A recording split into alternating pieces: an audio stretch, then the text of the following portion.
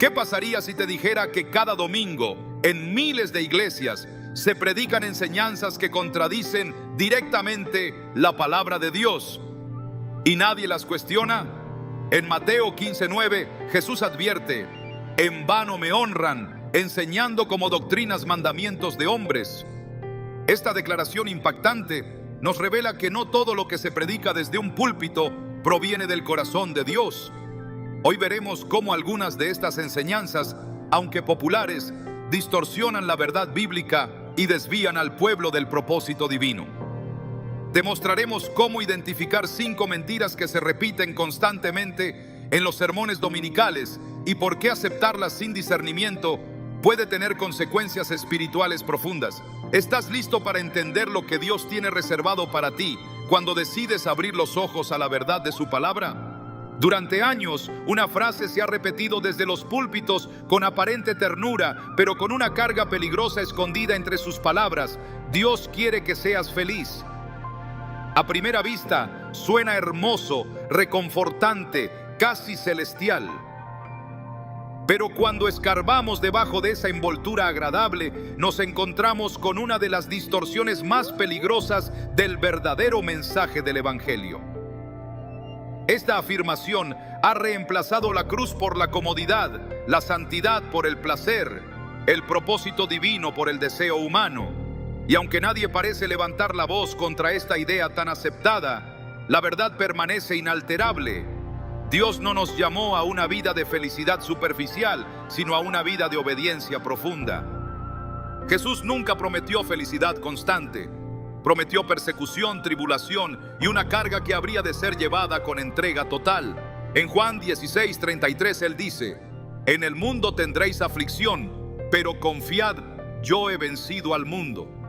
Este pasaje no deja espacio para interpretaciones suaves o modernas. La vida cristiana no es un jardín de flores, es un camino angosto lleno de pruebas, moldeado por el fuego del carácter. Sin embargo, el mensaje moderno se ha centrado en ofrecer un cristianismo donde todo sale bien, donde los problemas se resuelven mágicamente y donde la voluntad de Dios se confunde con los sueños personales. El problema no es solo que se predique una versión reducida del Evangelio, sino que se está enseñando una teología centrada en el hombre y no en Dios. Esta mentalidad ha contaminado la forma en que muchos oran, en cómo evalúan su fe e incluso en cómo interpretan la Biblia. Se busca un Dios que sirva a nuestros anhelos, no un Señor al cual someternos. Se ha creado una imagen distorsionada del Creador, más parecida a un motivador personal que a un Dios santo, justo y soberano. Y mientras esta idea siga siendo aceptada sin cuestionamientos, las almas seguirán alejándose de la verdad, creyendo que si algo les causa incomodidad o dolor, no puede ser de Dios. Pablo, un hombre entregado al Evangelio, experimentó de forma constante las consecuencias de vivir en obediencia a Cristo. En 2 Corintios 11, relata una lista de sufrimientos que incluyen azotes, cárceles, peligros, naufragios y hambre. Si la felicidad fuera la evidencia de estar en la voluntad de Dios, entonces Pablo habría sido uno de los hombres más alejados de ella. Pero fue todo lo contrario. Su vida fue una ofrenda constante, una prueba viva de que seguir a Cristo es abrazar la cruz cada día. Lucas 9:23 lo dice con claridad: si alguno quiere venir en pos de mí, niéguese a sí mismo, tome su cruz cada día y sígame. Esta no es una invitación a la felicidad temporal, sino a una vida de entrega absoluta. La mentira de Dios quiere que siempre seas feliz ha producido cristianos débiles que abandonan la fe al primer viento de dificultad. Personas que oran pidiendo puertas abiertas, pero que no están dispuestas a pasar por el proceso que esas puertas implican. Gente que confunde bendición con ausencia de lucha y que cuando la vida se torna difícil piensan que Dios los ha abandonado. Esta falsa doctrina ha desarmado espiritualmente a multitudes, privándolas de la verdad que fortalece, la verdad que consuela en medio del dolor, la verdad que sostiene en el valle de sombra y de muerte. No se trata de que Dios sea indiferente a nuestra alegría. Claro que Él se deleita cuando caminamos en gozo, Pero ese gozo no es un sentimiento volátil, es un fruto del Espíritu que permanece incluso en la tormenta. Filipenses 4:4 dice: regocijaos en el Señor siempre. Otra vez digo, regocijaos. Pablo escribió estas palabras desde la prisión. Su gozo no dependía de sus circunstancias, sino de su comunión con Dios. El mensaje bíblico no es Dios quiere que seas feliz, es Dios quiere que seas santo. Y la santidad muchas veces se forja en el crisol del sufrimiento. Miremos a Jesús. Su vida fue la expresión máxima de obediencia al Padre. Desde el inicio de su ministerio fue perseguido, incomprendido, rechazado. En el Getsemaní sudó gotas de sangre. En la cruz fue traspasado, escupido, desnudado. ¿Dónde estaba la felicidad en ese trayecto? No la había, pero había propósito, había redención, había obediencia. Hebreos 5:8 afirma: aunque era hijo, por lo que padeció, aprendió la obediencia. Si el Hijo de Dios aprendió obediencia por medio del sufrimiento, ¿por qué nosotros insistimos en que nuestra vida debe estar libre de dolor? La iglesia primitiva lo entendía. Ellos no predicaban mensajes de motivación emocional. Predicaban la cruz, el arrepentimiento, la necesidad urgente de reconciliación con Dios.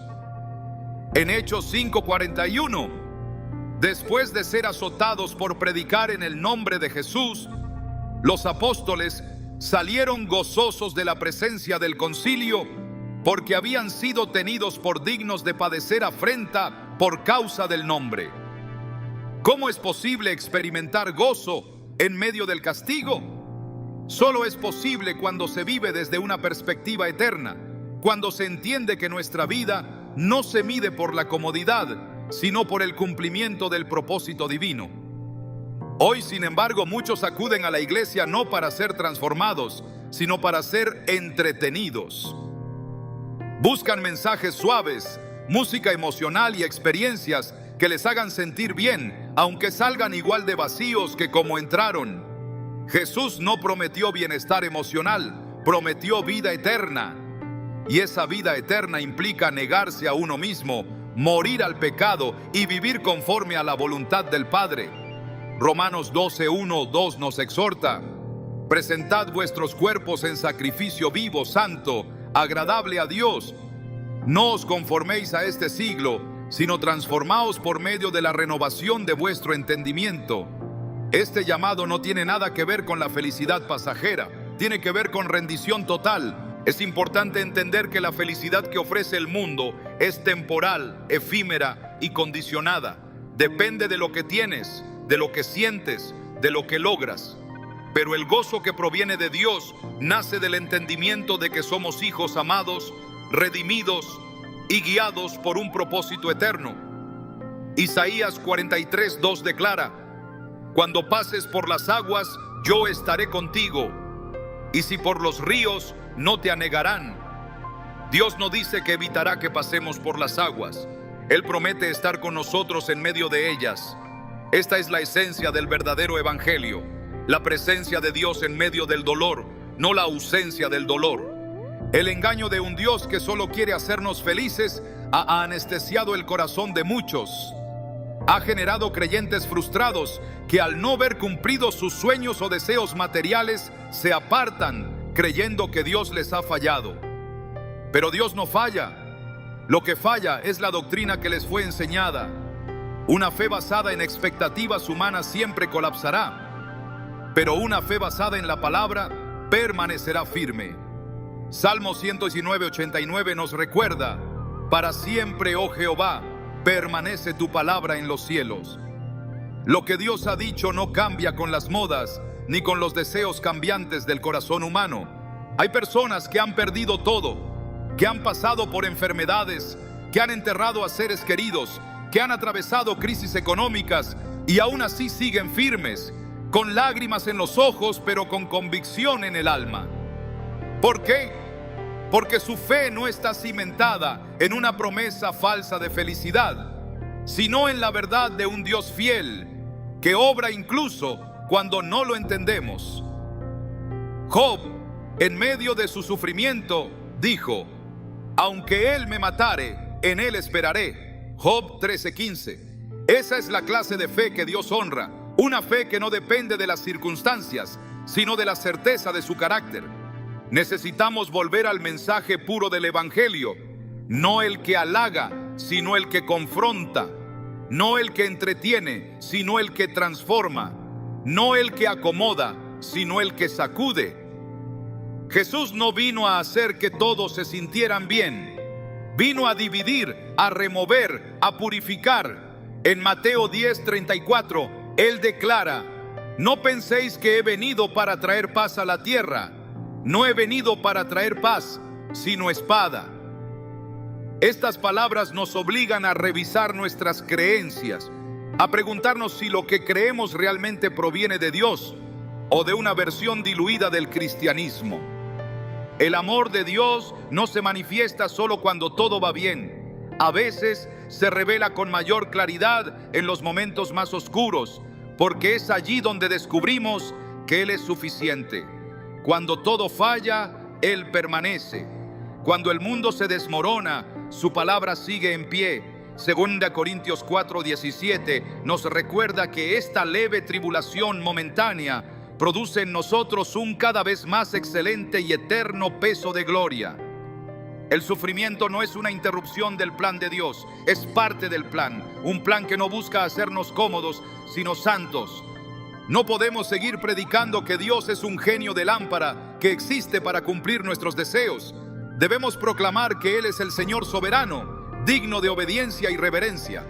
Debemos recordar que el camino a la vida eterna está marcado por la renuncia, la perseverancia y la fe inquebrantable.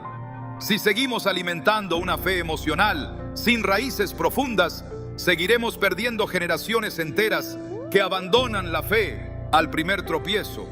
El cristianismo auténtico no se mide por cuán feliz eres, sino por cuánto te pareces a Cristo. Y Cristo fue varón de dolores, experimentado en quebranto.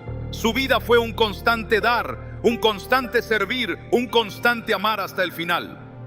Si queremos seguirle, debemos estar dispuestos a caminar por donde Él caminó. Y eso muchas veces implica dejar atrás nuestros deseos para abrazar su voluntad. Hoy más que nunca necesitamos una iglesia que predique la verdad, aunque incomode. Una iglesia que alce su voz no para complacer al oyente, sino para agradar al Creador. Una iglesia que no tema decir que la felicidad no es el objetivo final, sino la santidad.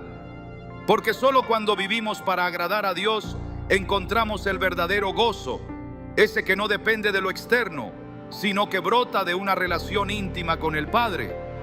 Cristo no murió para que tengamos una vida fácil, murió para que tengamos vida eterna. Y esa vida comienza aquí, en medio de nuestras luchas, cuando decidimos tomar la cruz y seguirle. Porque en ese camino, aunque duro, se encuentra el verdadero descanso del alma. No un descanso artificial basado en emociones, sino un descanso profundo basado en la certeza de que estamos caminando de la mano del Dios verdadero. ¿Realmente estamos dispuestos a vivir esa verdad? Uno de los engaños más sutiles y peligrosos que se han infiltrado en la predicación moderna es la idea de que a Dios no le importa tu manera de vivir, porque su amor todo lo cubre, todo lo tolera y todo lo justifica. Este pensamiento, aunque envuelto en un lenguaje aparentemente compasivo y reconfortante, es una distorsión que anula la esencia del arrepentimiento y convierte la gracia en una excusa para seguir pecando. Bajo este falso evangelio, la santidad se vuelve opcional, la obediencia se vuelve anticuada y el pecado deja de ser pecado para convertirse en una debilidad humana comprensible. Pero la Escritura no respalda esa idea. La palabra de Dios es clara y directa. No se puede amar a Dios y seguir viviendo en rebelión contra su voluntad. El problema con esta mentira es que comienza con una verdad parcial. Dios es amor. Nadie puede negar esa afirmación porque está escrita en 1 Juan 4:8. Sin embargo, cuando ese amor se presenta de manera aislada, sin su santidad, sin su justicia y sin su llamado a la transformación, deja de ser el amor bíblico y se convierte en una caricatura emocional que no salva, no corrige y no transforma. Dios no es un observador pasivo de nuestras decisiones. Él no mira nuestro pecado con indiferencia. Al contrario, la Escritura nos enseña que sin santidad nadie verá al Señor. Hebreos 12:14. Eso significa que no importa cuántas veces alguien repita que Dios lo entiende, si no hay un cambio de vida verdadero, no hay comunión con Dios. Jesús no vino a decirnos todo está bien, sigan como están. Su primer mensaje público fue: arrepiéntanse, porque el reino de los cielos se ha acercado. Mateo 4:17. El arrepentimiento no es una sugerencia emocional, es un llamado urgente a volvernos de nuestro camino hacia el de Dios. Y para que exista arrepentimiento genuino, tiene que haber primero una confrontación con la verdad. La gracia no ignora el pecado, lo enfrenta y lo destruye. El amor de Dios no es permisivo, es redentor. Y redimir implica rescatar del pecado, no justificarlo. Cuando se predica que no importa cómo vivas, se le está diciendo a las personas que pueden abrazar a Cristo sin soltar el mundo, que pueden servir a dos señores, que pueden ser templos del Espíritu Santo sin limpiar su interior. Pero el mismo Jesús advirtió que nadie puede servir a dos señores. Mateo 6:24. El apóstol Juan también lo dijo sin rodeos: el que dice que permanece en él debe andar como él anduvo. 1 Juan 2:6. No hay espacio para una vida doble. No hay espacio para una fe sin fruto. No hay espacio para un cristianismo que no crucifica la carne. La Biblia no deja ambigüedades cuando se trata de cómo Dios responde al pecado persistente. En Romanos 6:1-2, Pablo escribe: ¿qué pues diremos? ¿Perseveraremos en el pecado para que la gracia abunde? En ninguna manera. Porque los que hemos muerto al pecado, ¿cómo viviremos aún en él? Esta es la respuesta divina a quienes utilizan la gracia como excusa. La gracia no es licencia para pecar, es el poder para dejar de pecar. Es el medio por el cual Dios transforma al pecador en santo, al perdido en redimido, al esclavo en libre. Minimizar el pecado en nombre del amor es un insulto al sacrificio de Cristo, porque si el pecado no fuera grave, no habría sido necesaria la cruz. El amor de Dios es innegociable, pero su amor jamás fue diseñado para acomodar el pecado. Fue diseñado para vencerlo. Fue diseñado para transformar completamente a quien lo recibe. El amor que perdona sin cambiar es una invención humana, no una realidad bíblica. El amor de Dios va acompañado de verdad, y esa verdad confronta. En Juan 8:11, cuando Jesús perdona a la mujer sorprendida en adulterio, le dice: ni yo te condeno, vete y no peques más. Ese no peques más es la esencia del amor verdadero. Dios no la justificó por compasión, la perdonó con una dirección clara: cambia tu vida. El perdón no es una cobertura para seguir igual, es un llamado a comenzar de nuevo. Quienes predican que no importa cómo vivas están vaciando al evangelio de su poder transformador. Están convirtiendo la cruz en un símbolo sin efecto. Están produciendo discípulos sin cruz, creyentes sin conversión y seguidores sin rendición. El resultado es una iglesia sin santidad, con apariencia de piedad, pero negando su eficacia. Segunda de Timoteo 3:5 advierte precisamente sobre esto. Tendrán apariencia de piedad, pero negarán la eficacia de ella. Esta es la iglesia que se acomoda al pecado porque teme perder asistentes. La iglesia que prioriza llenar sillas en lugar de formar discípulos. La realidad es que el amor de Dios es tan profundo que no nos deja como estamos. La gracia no te encuentra para consentirte en tu pecado, sino para sacarte de él con poder. Tito 2:11-12 dice: porque la gracia de Dios se ha manifestado para salvación a todos los hombres, enseñándonos que, renunciando a la impiedad y a los deseos mundanos, vivamos en este siglo sobria, justa y piadosamente. La misma gracia que salva es la que nos enseña a renunciar. No hay separación entre el amor que perdona y el amor que exige santidad.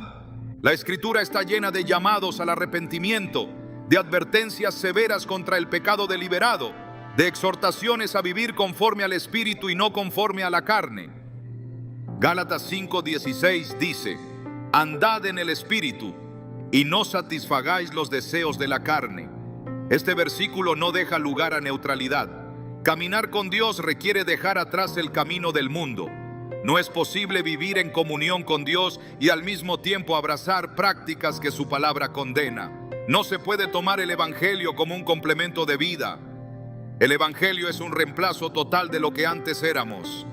En el Antiguo Testamento, los profetas denunciaban sin temor a los que vivían en pecado, pero decían paz, paz, cuando no había paz. Jeremías 6:14.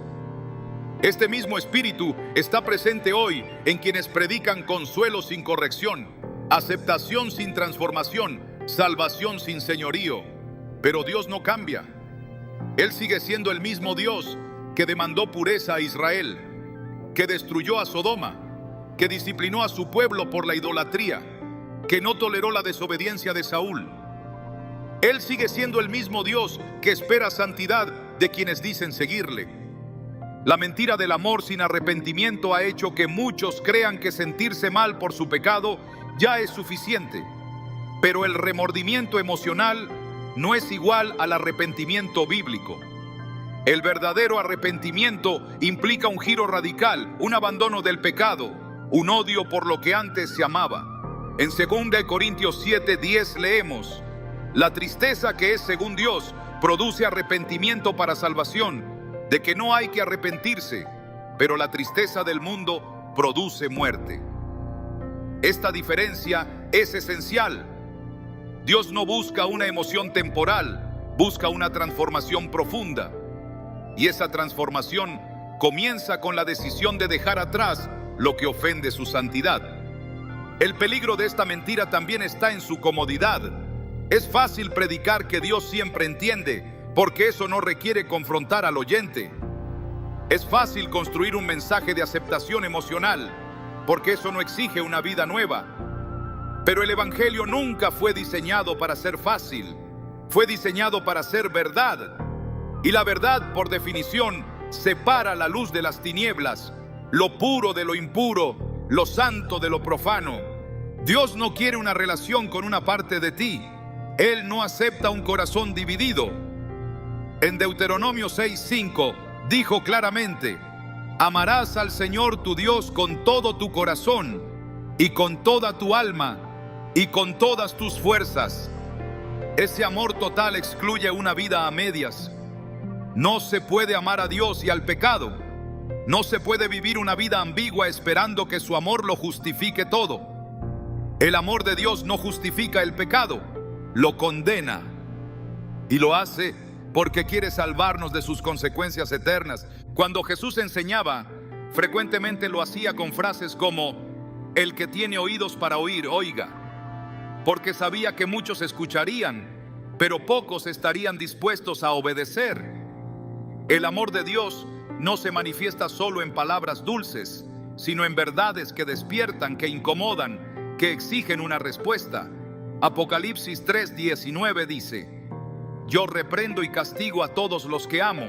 Sé pues celoso y arrepiéntete. El amor de Dios corrige. El amor de Dios disciplina. El amor de Dios no se acomoda a tus deseos, te transforma para que te acomodes a los suyos. La predicación sin llamado al arrepentimiento no es evangelio, es entretenimiento espiritual.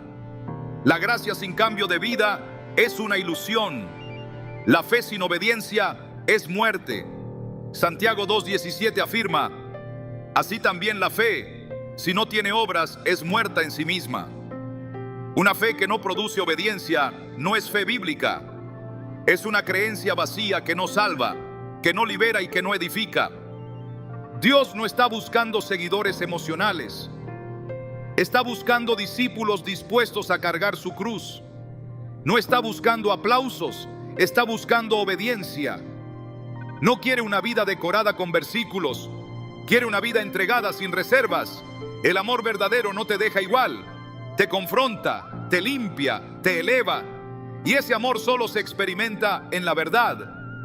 Hoy, más que nunca, la iglesia necesita volver al mensaje completo del Evangelio, no un evangelio mutilado por el sentimentalismo, sino uno revestido de la gloria y la exigencia de la cruz. El amor de Dios no está peleado con su justicia. Ambos coexisten en perfecta armonía. Romanos 2:4 declara: ¿o menosprecias las riquezas de su benignidad, paciencia y longanimidad, ignorando que su benignidad te guía al arrepentimiento? La bondad de Dios no es para excusar tu pecado, es para impulsarte a dejarlo atrás. El que verdaderamente ha conocido a Cristo no puede seguir viviendo igual, no porque se esfuerce en cambiar para merecer su amor, sino porque su amor lo transforma desde dentro. El nuevo nacimiento no es simbólico, es real, es radical, es evidente. Segunda de Corintios 5:17 resume esta verdad de forma categórica. De modo que si alguno está en Cristo, nueva criatura es. Las cosas viejas pasaron, he aquí todas son hechas nuevas. Nada de esto se puede lograr si seguimos alimentando la mentira de que Dios simplemente entiende cómo vivimos. Él no vino a comprendernos, vino a salvarnos, vino a romper cadenas, vino a restaurar lo que estaba destruido. Y para que esa restauración ocurra, tiene que haber arrepentimiento genuino, obediencia decidida y un amor por la verdad más grande que nuestro amor por la comodidad. Solo así experimentaremos el verdadero poder del Evangelio. Una de las distorsiones más profundas que han contaminado la predicación actual es la creencia de que basta con declarar algo con la boca para que se materialice automáticamente, como si la fe fuera una fórmula mágica que puede obligar a Dios a ejecutar nuestros deseos. Esta idea, repetida con aparente convicción en muchas plataformas, ha creado una teología centrada en la autosuficiencia espiritual, donde se enseña que la palabra hablada por el creyente tiene el poder de torcer la voluntad soberana del Creador. Pero el verdadero evangelio no enseña que el hombre tiene dominio sobre Dios, sino que el hombre debe someterse a Dios. Y cuando se reemplaza la oración reverente por declaraciones vacías, se está negando la esencia misma de la fe bíblica. La Escritura enseña que la fe es confianza en la voluntad de Dios, no una herramienta para imponer nuestros caprichos. Hebreos 11:6 afirma que sin fe es imposible agradar a Dios, pero esa fe no se define por repetir frases, sino por obedecer cuando no se ve el resultado, por confiar cuando no hay señales, por caminar cuando no hay caminos. La fe auténtica se manifiesta en la entrega, no en la manipulación.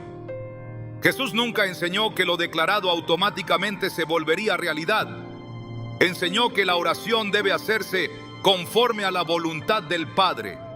1 Juan 5:14, y no conforme a los anhelos de la carne. El mal uso de pasajes como Marcos 11:23 ha llevado a muchos a pensar que la fe es una llave que abre cualquier puerta deseada. En ese versículo, Jesús dijo que si uno le dijera al monte, quítate y échate en el mar, y no dudara en su corazón, sino creyera que se haría lo que dice, lo que diga le será hecho. Pero este pasaje no puede ser aislado de su contexto. Jesús no estaba dando una fórmula mística. Estaba ilustrando la potencia de una fe que se alinea con el corazón de Dios. La fe genuina no nace del deseo humano, nace del Espíritu. Y cuando lo que se declara no viene del Espíritu, no tiene autoridad ni sustancia espiritual. Puede sonar bien, puede emocionar, puede llenar auditorios, pero no mueve el cielo. La verdadera autoridad en el reino no se basa en cuántas veces se repite una frase, sino en cuánto se está sometido a la voluntad del Padre. Jesús mismo, siendo el Hijo eterno, no usó su autoridad para imponer su deseo en Getsemaní. Él dijo, Padre, si es posible, pase de mí esta copa, pero no sea como yo quiero, sino como tú. Mateo 26:39. Esta es la expresión máxima de la fe, reconocer que la voluntad de Dios es superior a la nuestra y que incluso cuando nos duele, lo mejor que podemos hacer es rendirnos. Lo que hoy se predica como fe muchas veces no es más que una cobertura para la ambición humana disfrazada de espiritualidad. En Santiago 4:3 se nos confronta con esta verdad: pedís y no recibís, porque pedís mal para gastar en vuestros deleites. La fe que busca consumo personal no es fe, es codicia. La fe que exige a Dios no es fe, es manipulación. La fe que se basa en decretar resultados materiales no es una expresión de confianza, sino una declaración de independencia. Dios no es un ejecutor de nuestros planes. Él es el autor del único plan que realmente importa, y nuestra oración debe alinearse a ese plan, no pretender rediseñarlo. El Evangelio nunca fue diseñado para que el hombre lo adaptara a sus deseos. Fue revelado para que el hombre adaptara su vida a Dios.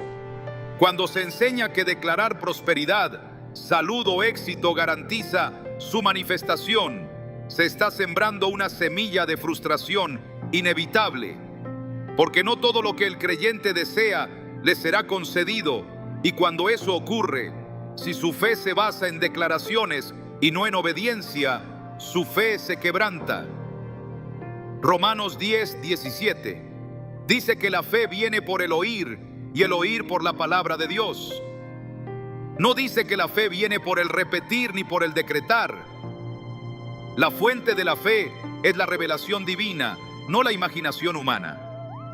Esta mentalidad declarativa ha sustituido el clamor por control, la oración por exigencia, la espera por inmediatez. Se ha perdido el sentido de reverencia ante la majestad de Dios. Se han llenado los labios de fórmulas, mientras el corazón permanece vacío de sumisión. El Salmo 37:4 dice: deleítate a sí mismo en Jehová, y Él te concederá las peticiones de tu corazón. Pero el deleite genuino en Dios transforma el corazón, purifica el deseo, alinea la petición. No se trata de usar a Dios para conseguir lo que se quiere, se trata de conocerle tan profundamente que lo que uno quiere es lo que Él quiere.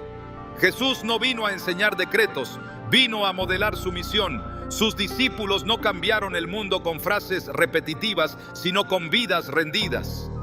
Fueron perseguidos, encarcelados, asesinados, no porque declaraban victoria material, sino porque predicaban la verdad sin reservas. En Hechos 4:29, ante la amenaza de persecución, la iglesia no oró pidiendo comodidad, oró pidiendo valentía. No decretaron puertas abiertas, pidieron que se hiciera la voluntad de Dios sin importar el precio. Esa es la verdadera fe. Una fe que no condiciona su obediencia al resultado visible. Una fe que obedece aunque no entienda. Una fe que sigue aunque duela.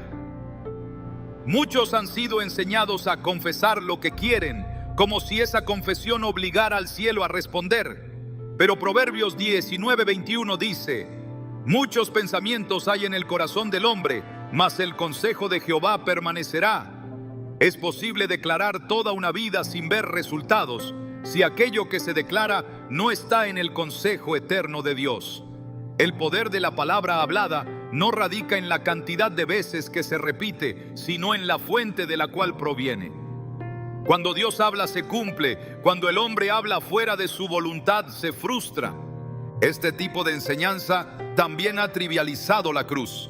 Ha convertido el sufrimiento en algo que debe ser evitado a toda costa, cuando en realidad el sufrimiento ha sido desde el principio parte esencial del caminar cristiano. Filipenses 1:29 lo afirma: porque a vosotros os es concedido a causa de Cristo, no solo que creáis en Él, sino también que padezcáis por Él. No se trata de buscar el dolor, pero sí de entender que muchas veces el plan de Dios incluye procesos difíciles que no pueden ser evitados con declaraciones humanas. Quien ha comprendido esto no busca cambiar las circunstancias, busca ser transformado en ellas. El problema con esta doctrina es que presenta una imagen incompleta de Dios. Enseña que Dios existe para servir, no para ser servido, que Dios reacciona a la voz del hombre en lugar de que el hombre responda a la voz de Dios. Esta inversión de los roles es profundamente antibíblica. Desde el principio, Dios ha sido quien llama, quien dirige, quien corrige, quien ordena. El creyente es quien debe oír, obedecer, someterse y confiar. En Isaías 55, 8, 9, el Señor declara: porque mis pensamientos no son vuestros pensamientos, ni vuestros caminos mis caminos. Como son más altos los cielos que la tierra, así son mis caminos más altos que vuestros caminos. Esta declaración cierra toda pretensión de querer usar nuestras palabras para dirigir a Dios. La oración no es un lugar para manipular el cielo. Es el altar donde la voluntad del hombre muere para que la voluntad de Dios viva. Es ahí donde se alinean los deseos, donde se purifican las intenciones, donde se entrena el corazón.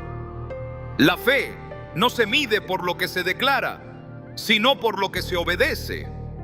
No se puede construir una vida espiritual sobre frases de motivación disfrazadas de promesas. Toda promesa que no esté arraigada en la revelación bíblica es simplemente un eco vacío, incapaz de sostener al alma en el día malo. Jesús enseñó que todo lo que pidamos al Padre en su nombre, Él lo concederá. Pero esa expresión, lejos de ser una fórmula, es una declaración de alineamiento. Pedir en su nombre no significa solo usar su nombre al final de una oración. Significa pedir conforme a su carácter, a su voluntad, a su plan. En 1 Juan 5:14 se establece con claridad: y esta es la confianza que tenemos en Él, que si pedimos alguna cosa conforme a su voluntad, Él nos oye. El enfoque está en la voluntad de Dios, no en el deseo del creyente. Cualquier enseñanza que desplace ese principio es una falsificación del mensaje original. El creyente maduro no declara lo que quiere, discierne lo que Dios quiere y se somete. No habla para imponer, habla para alinearse. No exige, se rinde. No decreta resultados, pide dirección. Y cuando lo hace, aunque la respuesta no sea lo que esperaba, su corazón permanece en paz. Porque ha aprendido que lo más importante no es obtener lo que desea, sino ser formado a la imagen del Hijo. Romanos 8:28 nos recuerda que a los que aman a Dios, todas las cosas les ayudan a bien. No dice que todas las cosas serán como ellos desean. Dice que todas las cosas, aun las difíciles, aun las que no fueron declaradas, aun las que no fueron esperadas, contribuirán al propósito divino. Esa es la seguridad del que camina por fe, que incluso cuando su boca calla, su obediencia habla más fuerte. La palabra de Dios no necesita adornos modernos ni fórmulas humanas para ser efectiva. Su verdad es suficiente. Su poder es eterno. Su dirección es clara. El creyente no necesita aprender a declarar, necesita aprender a discernir. No necesita un manual de frases, necesita un corazón dispuesto, porque el cielo no responde al volumen de nuestra voz, responde a la profundidad de nuestra rendición. Así se honra al Dios que no se deja manipular, sino que transforma. Así se vive una fe que no exige, sino que confía. Así se deja atrás una mentira disfrazada de espiritualidad para abrazar la verdad que libera, que corrige y que salva. Una de las mentiras más cómodas, más celebradas y más peligrosas que se repiten cada domingo en muchos púlpitos es la afirmación de que Dios no juzga a nadie. Una idea que pretende tranquilizar las conciencias mientras debilita el temor de Dios, que disfraza la omisión con compasión y que convierte el mensaje de salvación en un discurso de aceptación incondicional, sin transformación verdadera. Se ha construido una imagen distorsionada del carácter divino, una especie de figura celestial que lo comprende todo, lo tolera todo y lo deja pasar todo. Pero esa imagen no es el Dios de las Escrituras. Es una invención humanista que busca comodidad en lugar de confrontación, alivio en lugar de santificación, silencio en lugar de verdad. Desde los primeros versículos de la Biblia, Dios se presenta como un juez justo, un juez que distingue entre la luz y las tinieblas, entre lo puro y lo impuro, entre la obediencia y la rebelión. No es posible leer la palabra sin encontrar en cada página la expresión de su santidad. La Escritura no intenta ocultarlo, lo grita desde Génesis hasta Apocalipsis. Dios juzga, y no solo lo ha hecho en el pasado, lo hace ahora y lo hará al final de los tiempos. Romanos 14, 10, 12 lo confirma con absoluta claridad, porque todos compareceremos ante el tribunal de Cristo, de manera que cada uno de nosotros dará a Dios cuenta de sí. Negar esta realidad es como intentar tapar el sol con un velo de palabras suaves. No hay misericordia sin justicia, no hay redención sin juicio. El Evangelio no comienza con una sonrisa, comienza con una confrontación. Jesús no vino a darnos una palmada en la espalda, vino a salvarnos de la ira venidera. En Juan 3:36 está escrito: el que cree en el Hijo tiene vida eterna, pero el que rehúsa creer en el Hijo no verá la vida, sino que la ira de Dios está sobre él. Esta no es una metáfora, es una advertencia. Es un eco directo del corazón de Dios que nos recuerda que su amor no elimina su justicia, la complementa. El juicio de Dios no es un capricho, es una manifestación inevitable de su carácter. Porque Él es santo, no puede ignorar el pecado. Porque Él es justo, no puede aprobar la maldad. Porque Él es luz, no puede mezclarse con las tinieblas. Salmo 9:8 lo proclama con fuerza: Él juzgará al mundo con justicia y a los pueblos con rectitud. Este juicio no es una amenaza vacía ni un símbolo decorativo. Es una realidad establecida desde la eternidad, una certeza espiritual que ningún mensaje contemporáneo puede suavizar sin perder fidelidad a la verdad. Quienes enseñan que Dios no juzga, lo hacen bajo el disfraz del amor. Dicen que hablar de juicio aleja a las personas, que mencionar el castigo eterno hiere la sensibilidad moderna, que advertir sobre el infierno ya no tiene cabida en el siglo XXI. Pero el mensaje de Jesús fue precisamente ese: un llamado urgente al arrepentimiento, porque el juicio es inminente. En Lucas 13:3, Él declara sin rodeos: si no os arrepentís, todos pereceréis igualmente. Y lo repite, como si supiera que el corazón humano tendería a ignorarlo. Si Jesús, lleno de gracia y verdad, no temió hablar del juicio, ¿cómo es posible que muchos hoy lo oculten como si fuera un error de interpretación? El juicio de Dios no es una idea secundaria, es el escenario donde se revela la magnitud de su misericordia. Porque solo quien comprende la profundidad de su culpa puede apreciar el valor del perdón. Si se elimina el juicio, se vacía la cruz de su poder. Si no hay condena, no hay necesidad de redención. Si Dios no juzga, entonces Cristo murió en vano. Hebreos 9:27 establece un principio inquebrantable. Está establecido para los hombres que mueran una sola vez y después de esto el juicio. Este juicio no es simbólico, no es una evaluación emocional ni una ceremonia figurativa. Es una realidad espiritual que aguarda a cada ser humano, sin excepción, sin demora, sin error.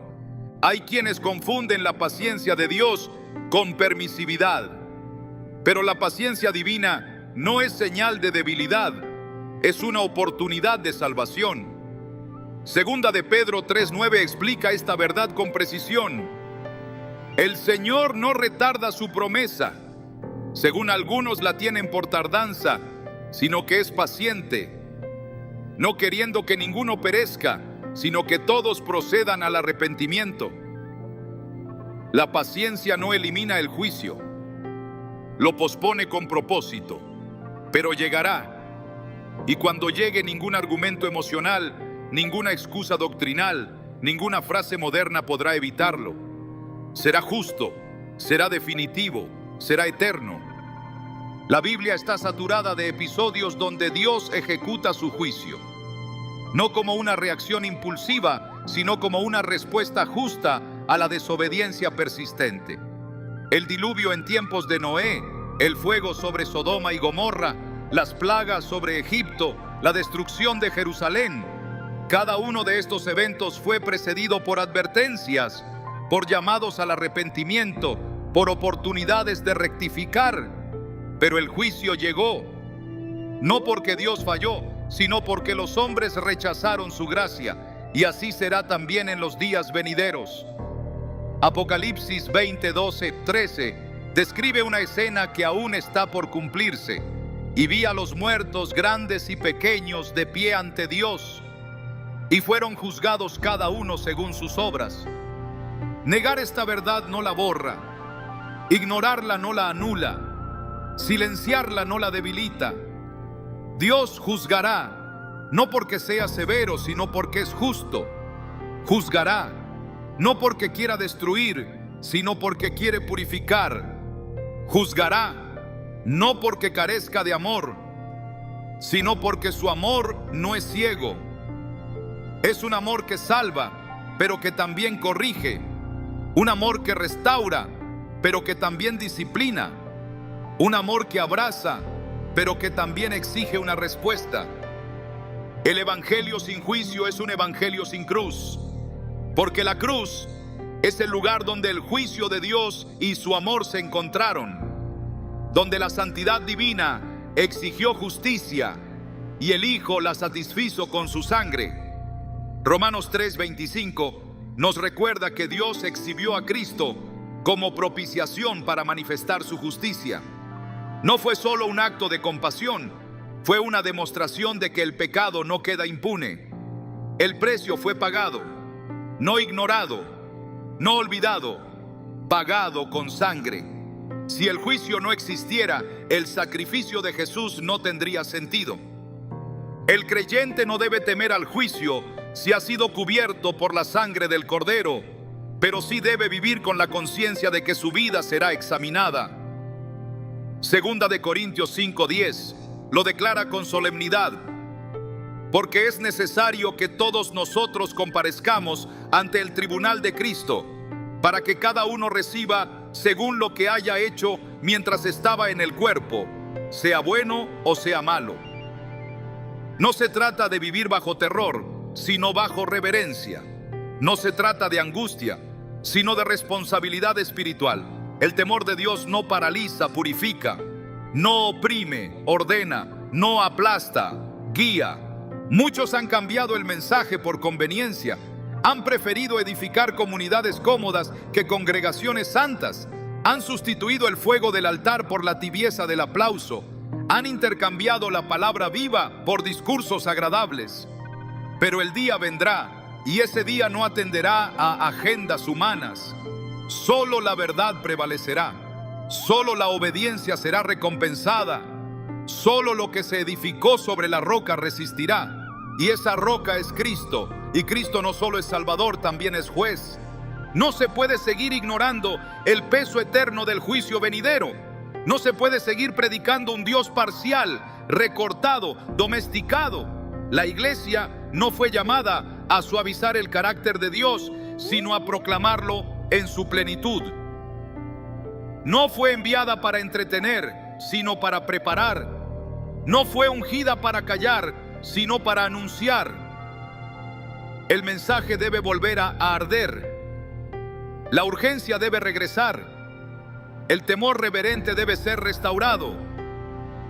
Porque solo cuando se predica el juicio, el alma busca redención.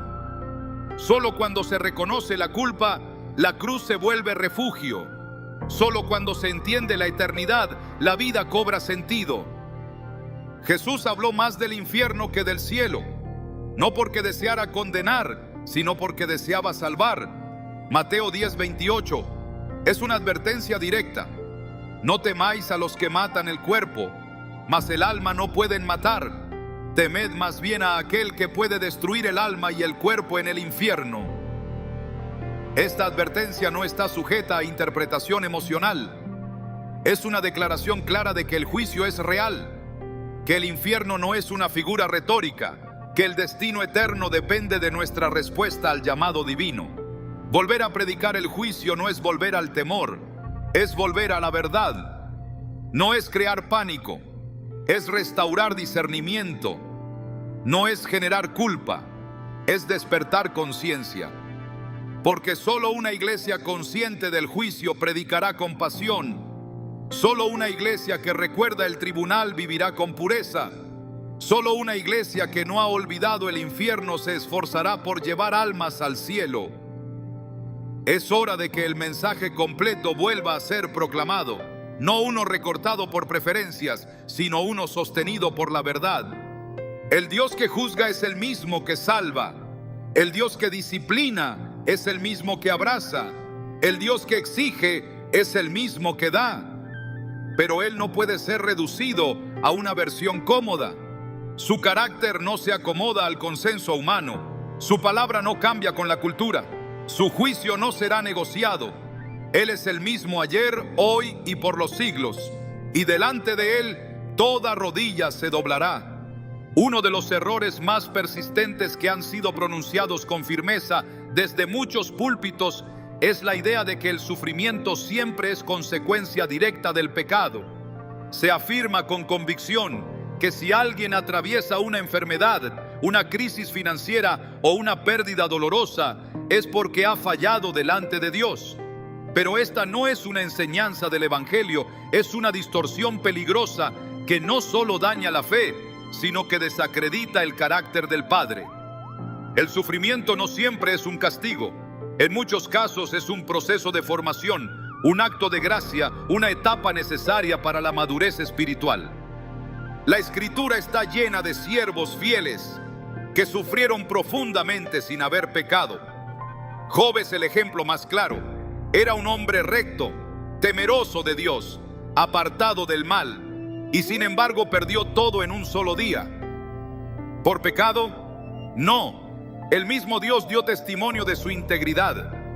Aún así, sus amigos lo acusaron falsamente de ocultar alguna maldad, repitiendo la misma mentira que hoy muchos siguen creyendo. Pero al final Dios reprendió a esos hombres por no haber hablado lo correcto.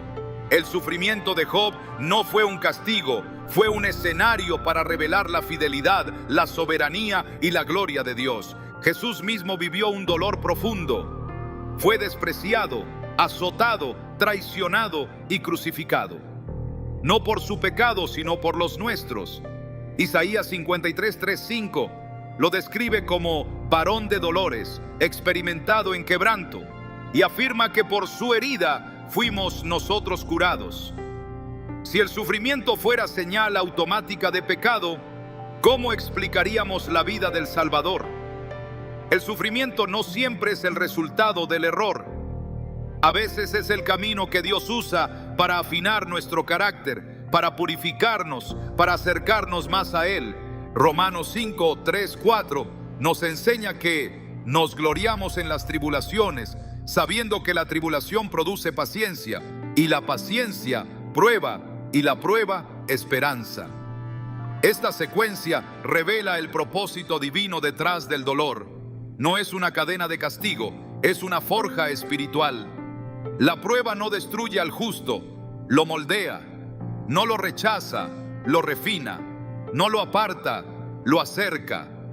Aceptar esta verdad nos libera del juicio erróneo y nos lleva a confiar en que Dios está presente aun cuando todo parece oscuro. Su amor no desaparece en la dificultad. Su fidelidad no depende de nuestras circunstancias. Él sigue siendo Dios en la cima del monte y en el fondo del valle.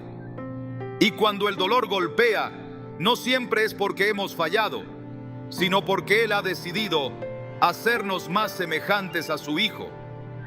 Una de las ilusiones más sutiles que han seducido a la iglesia moderna es la idea de que asistir al templo una vez por semana es suficiente para mantener una relación viva con Dios. Se ha promovido una fe domesticada, reducida a una silla ocupada durante 1 hora los domingos, como si la comunión con el Padre dependiera de una rutina religiosa y no de una entrega diaria. Esta perspectiva ha vaciado de poder el compromiso cristiano, ha producido creyentes pasivos y ha debilitado el testimonio del Evangelio en la vida cotidiana. Pero Dios no busca asistentes fieles al culto, busca adoradores en espíritu y en verdad. El mensaje de Cristo nunca fue una invitación a la asistencia dominical, sino un llamado radical al discipulado. Cuando Jesús decía "sígueme", no estaba hablando de acompañarlo en horarios programados, sino de una rendición total. Lucas 9:23 lo expresa sin suavidad. Si alguno quiere venir en pos de mí, niéguese a sí mismo, tome su cruz cada día y sígame. La palabra cada día desmonta toda idea de fe estacionaria. No hay comunión real con Dios si solo se vive en segmentos. Él no habita en la rutina, habita en la entrega. Limitar la fe al templo es olvidar que el Espíritu Santo no fue derramado para quedarse entre paredes, sino para habitar en los corazones. 1 Corintios 6:19. Recuerda que vuestro cuerpo es templo del Espíritu Santo, el cual está en vosotros, el cual tenéis de Dios.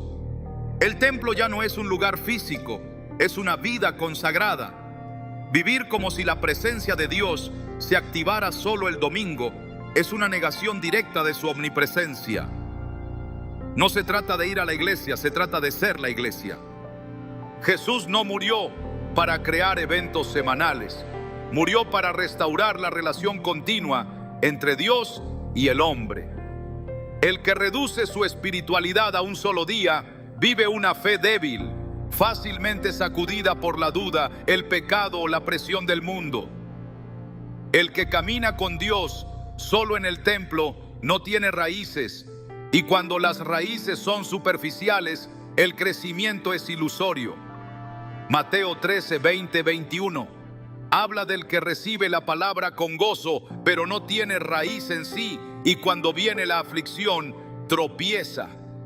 Esa es la condición de muchos que dependen del ambiente del domingo, pero no han cultivado un altar en su interior. Dios no está buscando actos simbólicos, está buscando transformación. No quiere solo canciones cantadas, quiere decisiones rendidas. No está esperando que llenemos un espacio físico, está esperando que le entreguemos todo el corazón. En Romanos 12:1, Pablo clama: presentad vuestros cuerpos en sacrificio vivo, santo, agradable a Dios. Este es vuestro culto racional. Este sacrificio no tiene horario, no tiene recinto, no tiene aplauso. Solo requiere obediencia constante, fidelidad silenciosa, devoción continua. Reducir la fe al domingo es como intentar alimentar el cuerpo solo una vez a la semana. No resiste, no se sostiene, se debilita.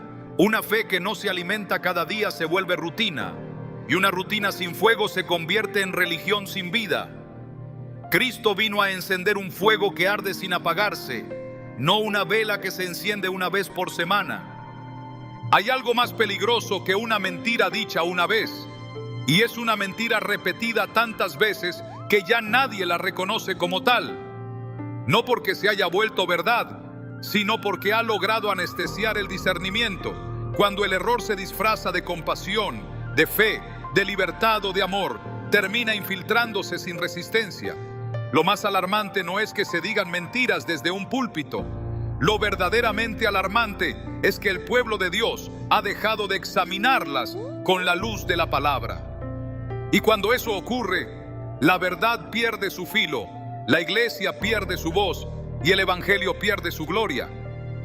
La mayor tragedia no es que se predique una doctrina equivocada, sino que se escuche sin discernimiento, se acepte sin confrontación y se repita sin convicción. Porque el problema no es solo lo que se dice, es también lo que se calla, es la omisión de la corrección, el silencio ante la herejía, la pasividad frente a la falsificación del mensaje. Pablo no solo reprendía el error, reprendía también a los que lo toleraban. En Gálatas 1, 6, 9 fue enfático: aun si un ángel del cielo anunciara un evangelio diferente, sea anatema. No hay margen para adaptaciones convenientes. No hay espacio para versiones diluidas. Hoy más que nunca se necesita una generación que vuelva a amar la verdad más que la aceptación, que tema a Dios más que al rechazo, que prefiera la confrontación que produce vida antes que la comodidad que adormece. Se necesitan voces que no tiemblen al decir lo que arde en el corazón de Dios, aunque eso signifique ir contra la corriente religiosa. Porque el verdadero peligro no está en el mundo, está en los templos que ya no reflejan la cruz, está en los altares donde ya no se predica arrepentimiento, está en los líderes que prefieren entretener antes que edificar. Pero hay esperanza, siempre la hay, porque Dios nunca se queda sin remanente. Siempre ha guardado para sí a los que no doblan rodilla ante el error, a los que no venden su mensaje por aplausos, a los que prefieren perder fama antes que perder su presencia. Son esos hombres y mujeres los que marcarán esta generación, no con escándalos, sino con integridad, no con gritos vacíos, sino con convicción profunda, no con eventos, sino con vidas rendidas. La única forma de vencer las mentiras que se predican cada domingo es volver a la Escritura, no como un recurso teológico, sino como una espada viva. Hebreos 4:12 lo dice con poder. La palabra de Dios es viva y eficaz, y más cortante que toda espada de dos filos. No corta para herir, corta para sanar. No expone para avergonzar, expone para liberar. Pero solo actúa cuando es leída con reverencia, predicada con fidelidad y vivida con valentía. No hay otra defensa, no hay otro estándar, no hay otro mensaje.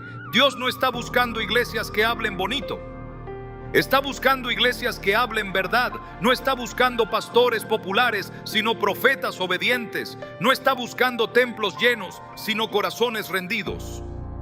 Y ese llamado no es para unos pocos, es para todos los que han sido alcanzados por la gracia. Porque todo aquel que ha recibido la verdad tiene la responsabilidad de protegerla, vivirla y proclamarla. Hoy, el desafío no es solo identificar las mentiras que se han predicado, es levantarse como portadores de la verdad que las desarma, no para pelear con hombres, sino para resistir al engaño espiritual que quiere adormecer al pueblo de Dios. No para tener la razón, sino para ser instrumentos de restauración, porque solo cuando la verdad vuelve a ocupar el centro, la gloria de Dios vuelve a descender con poder. La mentira puede haberse repetido, pero la verdad no ha cambiado. Sigue siendo tan poderosa, tan santa y tan necesaria como siempre. Y sigue esperando que alguien la proclame sin temor, sin concesiones, sin ataduras. ¿Estás dispuesto a ser esa voz? Porque lo que el mundo necesita no es una iglesia que lo imite, es una iglesia que lo sacuda. Y esa iglesia comienza contigo, ahora, aquí, sin excusas, sin máscaras, solo verdad, solo Cristo, solo su palabra.